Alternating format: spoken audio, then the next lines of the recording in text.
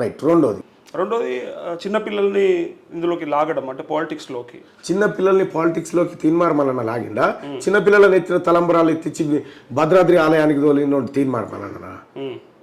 చిన్నపిల్లలు ఏది ఎమ్మెల్యేలు మంత్రులు ఓపెన్ చేయాల్సినటువంటి స్కూళ్ళను పోయి చిన్నపిల్లలు ఓపెన్ చేస్తూ ఉంటే ఇవి పాలిటిక్స్లోకి తీన్మార్మలన్న లాగిందా? ఇంకోటి మూడోది చెప్పారు మార్ఫింగ్. తీన్మార్మలన్న ఏవన్ పోటలన్న మార్ఫింగ్ చేసి పెట్టినాడు. ఇది అక్రమకి దమ్ముంటే ఆధారం పెట్టు. ఏం రికవర్ చేసి పెట్టినావు పెట్టు, నీకు దమ్ముంటే.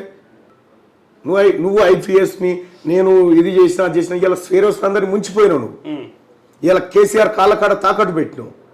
నువ్వు రాజకీయాల్లోకి వచ్చేటప్పుడే నేను ఎక్స్ప్లెయిన్ చేసిన ఇది కేసీఆర్ వదిలిన బాణం అని చెప్పిన. ఇది టీఆర్ఎస్ పార్టీ పైన వ్యతిరేకతతో ఉన్నటువంటి యువతను బీఎస్పీ వైపు తీసుకుపోయి ఓటు డైవర్ట్ పాలిటిక్స్ పాల్పడి తద్వారా కేసీఆర్కు లబ్ధి చేయాలనేది ఈయన ఆలోచన. అది నేను ఆయనలో చెప్పిన. ఇక ఆయన గురించి ఇంతకంటే ఎక్కువ మాట్లాడాలి.